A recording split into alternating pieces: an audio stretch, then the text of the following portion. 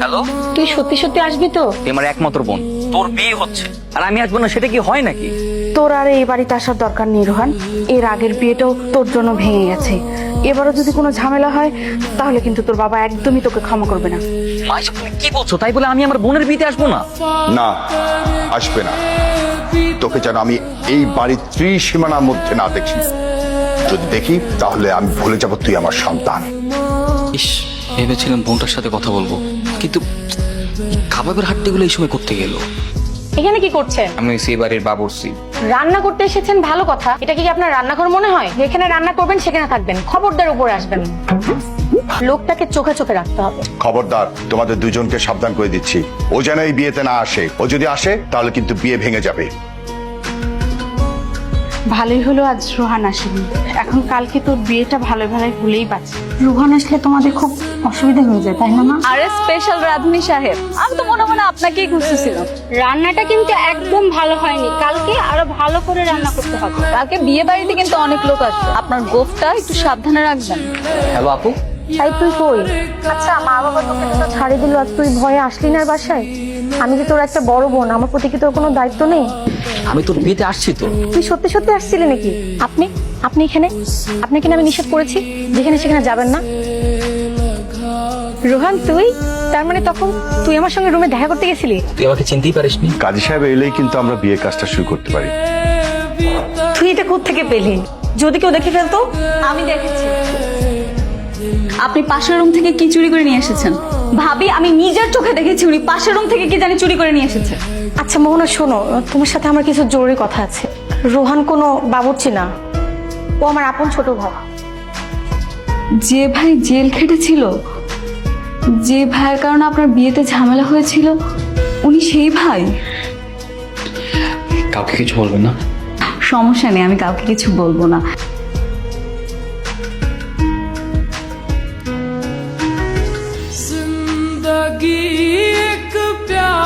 তুই ইয়ে সাহেব, আপনি বলেছিলেন আপনার ছেলেকে আপনি ঘৃণা করেন, বাড়িতে ঢুকতে দেন না। এখন আমি এটা কি দেখছি? তুই কোন সাহসে আমার বাসার ভিতরে ঢুকেছিস? বোনের বিয়ের জন্য বাবা। বোনের জন্য? তোকে এই বাসায় ঢুকতে আমি নিষেধ করেছি না? আমার কথা তোর কানে যায় না?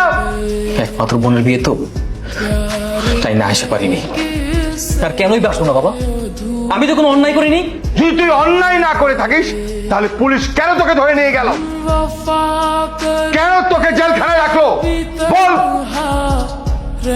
কিরে, তুই কিছু বলবি নাকি আমি বলবো? এলাকার কিছু ছেলে রোজ আমার আব্বুকে ডিস্টার্ব করতো।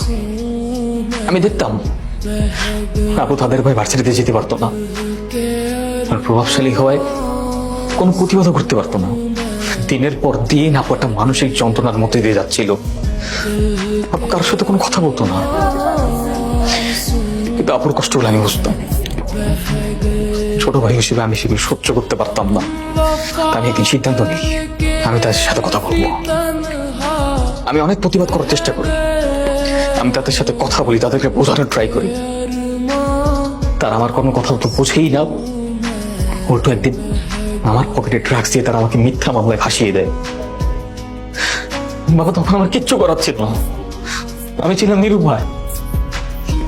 তারপর তদন্ত শেষে আদালত আমি নির্দোষ প্রমাণিত হই। তাহলে তো তুমি নির্দোষ, তোমার কোনো দোষ নাই। এই কথাগুলো তুই আমাকে আগে কেন বলিসনি? কিভাবে বলবো বাবা? কখনো বলার সুযোগ দিয়েছো? আর যখন বলতে চেয়েছিলাম তখন তো আমি জেলে ছিলাম। আমি কতবার তোমাদের দেখেছি, কতবার তোমার সাথে কথা বলতে চেয়েছি, কখনো তো শুনুনি।